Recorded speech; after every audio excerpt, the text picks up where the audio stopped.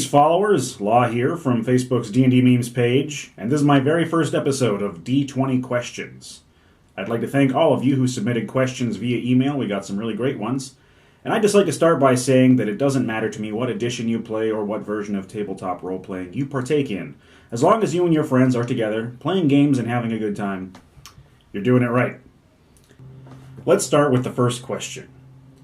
Ryan Ragor asks, does lava count as fire damage or something else? I'm playing 3.5/Arcanus right now, and there was an ability for you to be able to not take any fire damage at all. One of the players asked the question, and now I'm curious. Well, the short answer is, since you specified you're playing 3.5, yes, resistance to fire does give you resistance to lava. It says pretty clearly an immunity or resistance to fire serves as an immunity to lava or magma. And this is probably true in most other editions, even if they don't specify clearly, because you will notice that most monsters that are lava-themed do in fact deal extra fire damage. That being said, if you're a dungeon master and you're trying to get the party damaged with lava, and someone throws a cog in the works by giving themselves fire immunity, you could just have something drag them down into it, because they still need to breathe, and lava is a viscous liquid. Our next question is from Chris Spears, whose very name deals piercing damage. Why do so many folks dislike 4th edition yet hail Pathfinder as the end-all be-all? Well, that seems like a bit of a subjective question, because there are a lot of people who do really like 4th edition. I mean, each edition has its own benefits and perks. Some things function better in some editions, some things function worse in other editions. But as long as you're playing the one that you have the most fun in, you're playing the right one. I feel like a lot of people, say, in my age category, really got into D&D with 3rd edition because it was the one that came out while you were around high school age, when your brain really started to get the full grasp of how it worked. Now, I've played every edition since the beginning, but that doesn't mean I don't have preferences. And I feel like Pathfinder is loved by many, but I'd encounter even more people who put 3rd edition or 3.5 up on a higher pedestal. Again, it doesn't matter to me which edition you play. As long as your group functions well and tells a good story, then you're doing it right.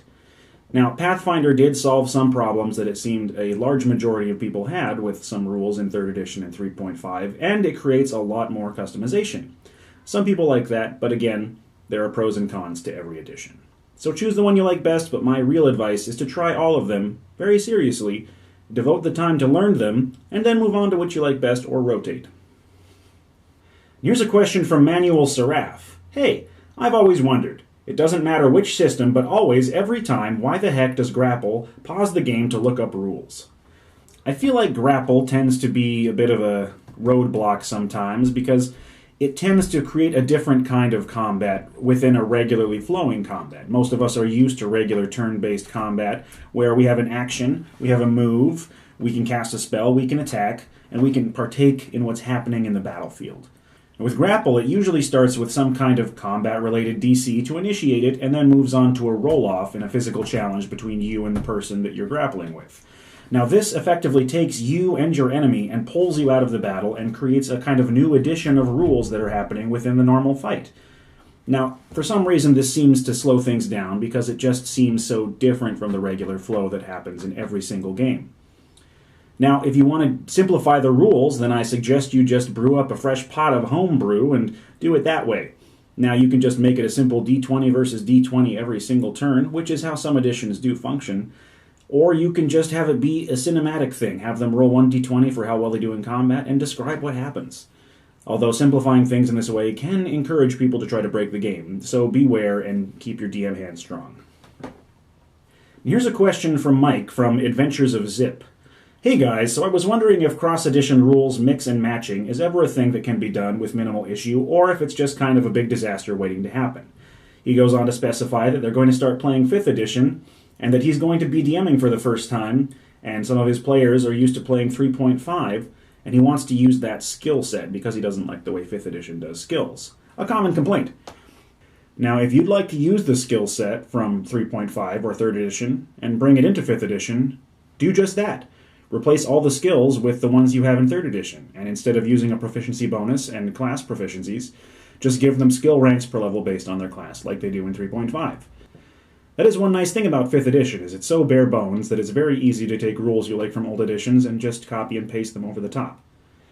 Our next question is from Christopher Lopez, who asks, has anyone tried their hands at modern D&D that includes mechs as the main focus? What's the experience like, and what would you like to change? As far as I've seen, there are many complaints about calculating hardness, followed by a frowny face.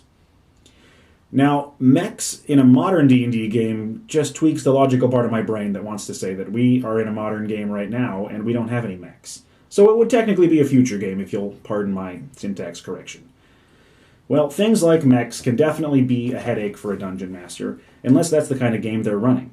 There are games out there already that have rules for operating mechs. There are games out there that have rules for spaceships and sci-fi combat. They aren't necessarily Dungeons & Dragons, but that doesn't mean you can't look at the rules from them and get ideas. Now, if you have to have a party in a mech in your D&D game, I suggest trying to bring some of the rules away from that. Don't give them stats for the mech, just have them roll some d20s to see how well they operate it, and tell them what happens. Actually giving those kind of things damage and hit points seems like a way to break the game. If you introduce a tank that deals 10d20 damage into your game, then one of your party members is going to really want a tank that deals 10d20 damage. If you show them a shiny, they will want that shiny. Have it be maybe a climax to a big game. Let them be inside of a giant mechanical monster, or maybe even a stone golem of some kind. I suggest referencing Chris Perkins' live acquisition games at PAX. I believe 2 years ago he did one where they piloted a giant stone statue of an evil wizard, and he just had them roll some d20s to fight the Tarrasque. And it was cool and cinematic, and it just made simple sense.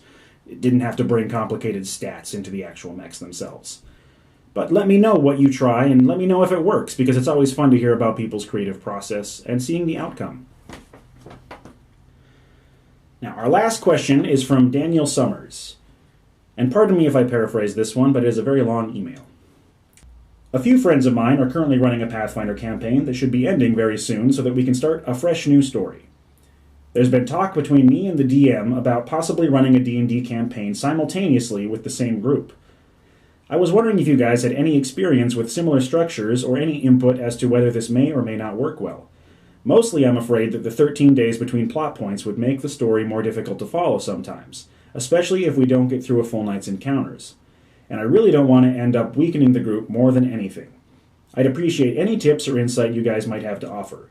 You all do cool stuff, and I like you. Thanks, guys. And thank you, Daniel Summers, for those kind words. Now, this is exactly how the current game group that I play with operates. We have a rotating DM that takes over once per week, or if we're really tight in the story and we want to move through, sometimes we'll do it 2 weeks in a row. It's always discussed between games via Facebook, usually, to see who's running next. Now, one thing I like to do to keep the story fresh between games and let your players continue being their characters even outside of game day is to create a blog, something like Blogger or Obsidian Portal, and invite all of the players as authors to this blog. They can post journal entries from their character's point of view between games, and you, the Dungeon Master, can post images of NPCs, magic items, maps, or little story arcs, cinematic intros to the upcoming game that can keep the flavor fresh and keep everyone remembering what happened at the last game and learning insight to what happens inside their characters' minds.